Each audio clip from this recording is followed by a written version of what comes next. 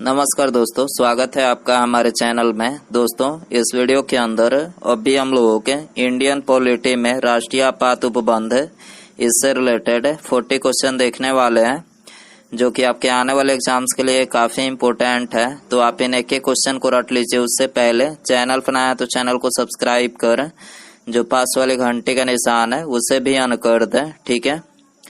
तो देखिए, यहाँ पर हमारा पहला क्वेश्चन है, भारतीय संविधान के अंतर्गत कितने प्रकार के आपातकाल का प्रावधान किया गया है। तो देखिए, भारतीय संविधान के अंतर्गत ये 3 प्रकार के आपातकाल का प्रावधान किया गया है। पहला राष्ट्रीय आपातकाल, जिसका उल्लेख अनुच्छेद 352 में किया गया है। दूसरा वित्तीय आपातकाल, जिसका उल्लेख अनुच्छेद 360 में किया गया है। और तीसरा जो है ये राज्य संवैधानिक आपातकाल, और इसका उल्लेख जो है अनुच्छेद 356 में किया गया है, ठीक है। क्वेश्चन नंबर 2 है, अखिल भारतीय ट्रेड यूनियन कांग्रेस के प्रथम अध्यक्ष कौन थे। तो देखिए, अखिल भारतीय ट्रेड यूनियन कांग्रेस के जो पहले अध्यक्ष थे तो ये थे लाला लाजपत राय, ठीक है। ऑप्शन बी करेक्ट हो जाएगा। क्वेश्चन नंबर 3 है, भारतीय संविधान के किस अनुच्छेद के अंतर्गत राष्ट्रीय आपातकाल की उद्घोषणा राष्ट्रपति के द्वारा किया जाता है। तो देखिए, इसका करेक्ट आंसर ऑप्शन ए हो जाएगा। भारतीय संविधान के अनुच्छेद 352 के अंतर्गत जो है ये राष्ट्रीय आपातकाल की उद्घोषणा जो है ये राष्ट्रपति के द्वारा किया जाता है, ठीक है। क्वेश्चन नंबर 4 है, अब तक कितनी बार राष्ट्रीय आपातकाल की उद्घोषणा राष्ट्रपति के द्वारा की जा चुकी है। तो देखिए, अभी तक जो है ये 3 बार जो है राष्ट्रीय आपातकाल की उद्घोषणा राष्ट्रपति के द्वारा की जा चुकी है, ठीक है। पहली बार कब किया गया था तो 1962 में, दूसरी बार 1971 में, और तीसरी बार जो है ये 1975 में किया गया था, ठीक है। क्वेश्चन नंबर 5 है, राष्ट्रपति राष्ट्रीय आपातकाल की उद्घोषणा किन परिस्थितियों में कर सकता है। तो देखिए, राष्ट्रपति जो है राष्ट्रीय आपातकाल की उद्घोषणा जो है यदि देश में युद्ध का माहौल हो, बाह्य आक्रमण और सशस्त्र विद्रोह, यानी इन तीनों परिस्थितियों में कर सकते हैं, ठीक है। तो यहाँ पर डी करेक्ट हो जाएगा, इनमें से सभी, ठीक है। क्वेश्चन नंबर 6 है, बाह्य आक्रमण के आधार पर अब तक राष्ट्रपति ने कितनी बार राष्ट्रीय आपातकाल की उद्घोषणा की है। तो देखिए, बाहरी आक्रमण के आधार पर अब तक जो है राष्ट्रपति ने ये 2 बार जो है राष्ट्रीय आपातकाल की उद्घोषणा की है, ठीक है। बी करेक्ट हो जाएगा। क्वेश्चन नंबर 7 है, आंतरिक अशांति के आधार पर अब तक कितनी बार राष्ट्रीय आपातकाल की उद्घोषणा राष्ट्रपति द्वारा की गई है।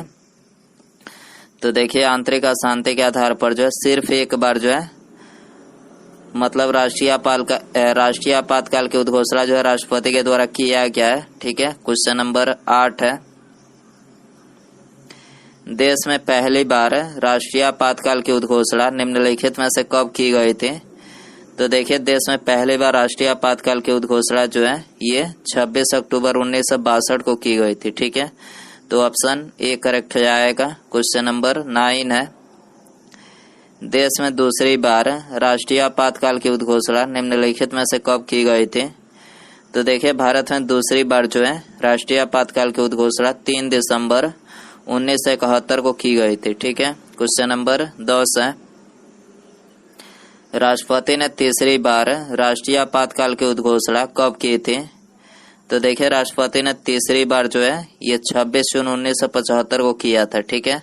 तो यहाँ पर सी करेक्ट हो जाएगा। क्वेश्चन नंबर 11 है, तीसरी बार राष्ट्रीय आपातकाल की उद्घोषणा राष्ट्रपति ने किस आधार पर की थी।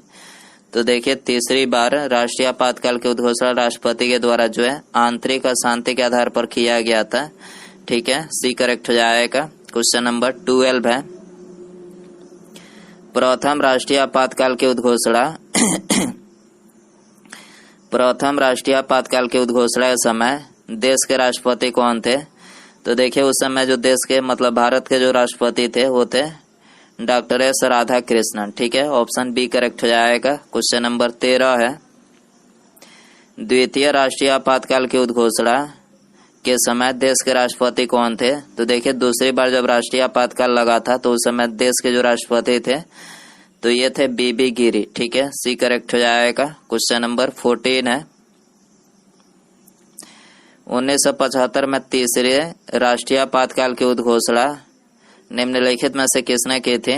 तो देखिए तीसरी बार राष्ट्रीय आपातकाल की उद्घोषणा जो है 1975 में ये किया गया था फखरुद्दीन अली अहमद के द्वारा। ठीक है, ऑप्शन डी करेक्ट हो जाएगा। क्वेश्चन नंबर 15 है, राष्ट्रीय आपातकाल की अधिकतम अवधि सीमा कितनी है? तो देखिए अधिकतम अवधि सीमा जो है मतलब इसका कोई समय सीमा नहीं है। ठीक है, ऑप्शन डी करेक्ट हो जाएगा। क्वेश्चन नंबर 16 है, राष्ट्रपति राष्ट्रीय आपातकाल की उद्घोषणा निम्नलिखित में से किस आधार पर कर सकते हैं? तो देखिए राष्ट्रपति जो है राष्ट्रीय आपातकाल की उद्घोषणा जो है इसका करेक्ट आंसर ऑप्शन डी हो जाएगा। ऊपर वर्णित सभी कारणों के आधार पर यानी हथियारबंद विद्रोह के आधार पर, बाहरी आक्रमण के आधार पर और युद्ध के आधार पर, यानी इन तीनों परिस्थितियों में जो है मतलब राष्ट्रपति जो है राष्ट्रीय आपातकाल की उद्घोषणा कर सकते हैं। ठीक है, क्वेश्चन नंबर 17 है, भारतीय संविधान के अनुच्छेद 352 के अनुसार राष्ट्रीय आपात की घोषणा निम्नलिखित में से किन परिस्थितियों में की जा सकती है? तो ये तो बता ही चुके हैं कि देश में युद्ध का माहौल हो, बाह्य आक्रमण और सशस्त्र विद्रोह, यानी इन तीनों परिस्थितियों के आधार पर जो है भारतीय संविधान के अनुच्छेद 352 के अनुसार जो है राष्ट्रीय आपात की उद्घोषणा राष्ट्रपति कर सकते हैं। ठीक है, क्वेश्चन नंबर 18 है, युद्ध या बाह्य आक्रमण के कारण की गई आपातकाल की घोषणा का संसद द्वारा अनुमोदन होना चाहिए। तो ये संसद के द्वारा जो है 1 महीने में इसका अनुमोदन होना चाहिए। ठीक है, ये करेक्ट हो जाएगा। क्वेश्चन नंबर 19 है, संविधान के किस अनुच्छेद के तहत राज्यों में संवैधानिक तंत्र के विफल होने पर राष्ट्रपति शासन लागू किया जाता है?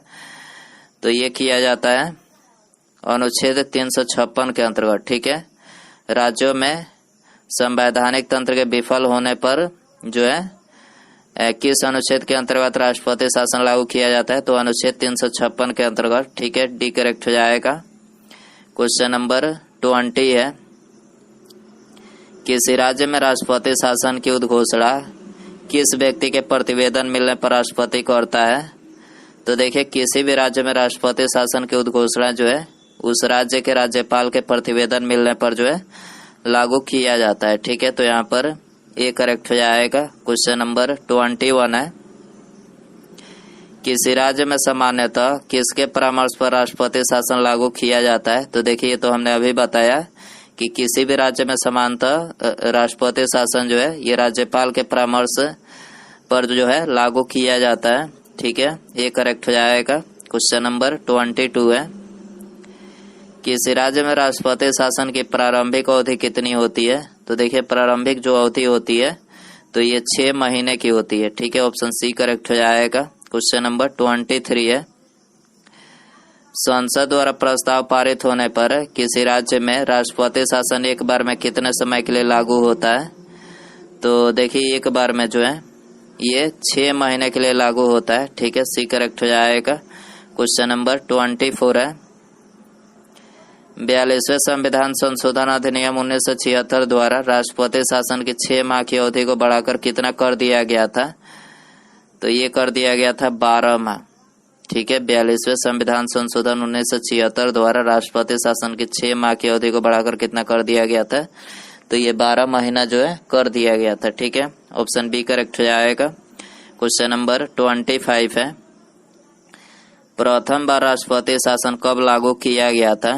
तो देखिए पहली बार राष्ट्रपति शासन जो है 20 जून 1951 को जो है लागू किया गया था। ठीक है, ऑप्शन बी करेक्ट हो जाएगा। क्वेश्चन नंबर 26 है, प्रथम बार राष्ट्रपति शासन किस राज्य में लागू किया गया था?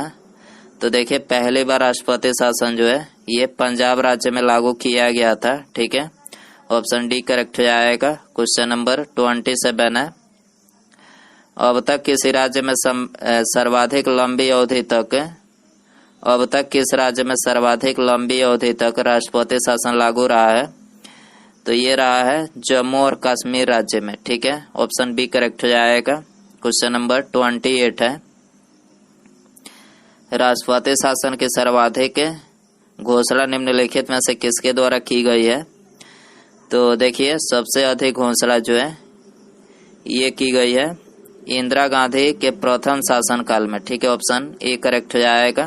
क्वेश्चन नंबर 29 है, भारतीय संविधान के किस अनुच्छेद के आधार पर राष्ट्रपति देश में वित्तीय आपात की घोषणा कर सकता है? तो देखिए, ये तो बता ही चुके हैं कि अनुच्छेद 360 के अंतर्गत जो है राष्ट्रपति जो है वित्तीय आपात की घोषणा कर सकते हैं। ठीक है, तो ऑप्शन डी करेक्ट हो जाएगा। क्वेश्चन नंबर 30 है, अब तक भारत में कितनी बार वित्तीय आपात की उद्घोषणा राष्ट्रपति द्वारा की गई है? तो देखिए, अभी तक जो है मतलब अपने देश यानी भारत में जो है ऐसा सिचुएशन नहीं आया कि वित्तीय आपातकाल लग सके। ठीक है, तो यहाँ पर अभी तक नहीं। ठीक है, तो यहाँ पर डी करेक्ट हो जाएगा। क्वेश्चन नंबर 31 है, संसद द्वारा आपातकाल की उद्घोषणा का अनुमोदन कितनी अवधि के अंतराल में होना आवश्यक है? तो देखिए, संसद के द्वारा जो है आपातकाल का अनुमोदन जो है 1 महीने के अंतराल में होना आवश्यक है। ठीक है, ऑप्शन बी करेक्ट हो जाएगा। क्वेश्चन नंबर 32 है, राज्य में आपातकाल के समय राज्य का शासन किसके हाथ में रहता है? तो देखिए, जिस समय राज्य में आपातकाल लगा रहता है तो उस समय राज्य का जो शासन होता है तो ये राष्ट्रपति के हाथ में होता है। ठीक है, ए करेक्ट हो जाएगा। क्वेश्चन नंबर 33 है, सुभाष चंद्र बोस ने अंग्रेजों के विरुद्ध अपना आंदोलन कहां से आरंभ किया था? तो देखिए, सुभाष चंद्र बोस ने अंग्रेजों के विरुद्ध अपना आंदोलन जो है सिंगापुर से प्रारंभ किया था। ठीक है, ऑप्शन डी करेक्ट हो जाएगा। क्वेश्चन नंबर 34 है, भारत में वित्त आयोग के सदस्यों की नियुक्ति किसके द्वारा की जाती है? तो भारत में वित्त आयोग के सदस्यों की नियुक्ति जो है राष्ट्रपति के द्वारा की जाती है। ठीक है, ऑप्शन बी करेक्ट हो जाएगा। क्वेश्चन नंबर 35 है, राज्य लोक सेवा आयोग के सदस्यों की नियुक्ति निम्नलिखित में से कौन करता है? तो देखिए, राज्य लोक सेवा आयोग के सदस्यों की नियुक्ति जो है ये राज्यपाल के द्वारा किया जाता है। ठीक है, ये करेक्ट हो जाएगा। क्वेश्चन नंबर 36 है, भारतीय संविधान के किस संशोधन के द्वारा प्रस्तावना में 2 शब्द समाजवादी और धर्मनिरपेक्ष जोड़े गए थे? तो ये जोड़ा गया था 42वें संविधान संशोधन के द्वारा। ठीक है, सी करेक्ट हो जाएगा। क्वेश्चन नंबर 37 है, भारत की आजादी के समय इंग्लैंड में किस पार्टी की सरकार थी? तो देखिए, भारत की आजादी के समय इंग्लैंड में जो है ये लेबर पार्टी की सरकार थी। ठीक है, सी करेक्ट हो जाएगा। क्वेश्चन नंबर 38 है, कितने वर्षों तक लगातार बाहर रहने पर नागरिकता समाप्त हो जाती है? तो देखिए, 7 वर्षों तक लगातार बाहर रहने पर जो है नागरिकता समाप्त हो जाती है। ठीक है, सी करेक्ट हो जाएगा। इसके अलावा यदि कोई विदेशी व्यक्ति भारत की नागरिकता प्राप्त करना चाहे तो वह कितने दिनों तक भारत में रहने के बाद जो है भारत की नागरिकता के लिए आवेदन कर सकता है? तो वह 10 वर्षों तक जो है भारत में रहने के बाद जो है उसके बाद ही जो है मतलब भारत की नागरिकता के लिए आवेदन कर सकता है। ठीक है, क्वेश्चन नंबर 39 है, संविधान के किस अनुच्छेद में संविधान के संशोधन की प्रक्रिया का उल्लेख किया गया है? तो ये किया गया है अनुच्छेद 368 में। ठीक है, अनुच्छेद 368 में संविधान संशोधन प्रक्रिया का उल्लेख किया गया है। ठीक है, ऑप्शन डी करेक्ट हो जाएगा। उसके बाद यहाँ पर हमारा अगला क्वेश्चन है, एक ही व्यक्ति को कितनी बार भारत का राष्ट्रपति बनाया जा सकता है? ऑप्शन है आपके पास कई बार, 2 बार, 3 बार या फिर केवल 1 बार। सही आंसर जो है कमेंट बॉक्स में जरूर बताएं। वीडियो पसंद आए तो वीडियो को लाइक कर दिया करें। ठीक है, चैनल पर नया है तो चैनल को सब्सक्राइब करके पास में जो घंटी का निशान है उसे जरूर ऑन कर दें। ठीक है, मिलते हैं अगले वीडियो में। Thanks for watching.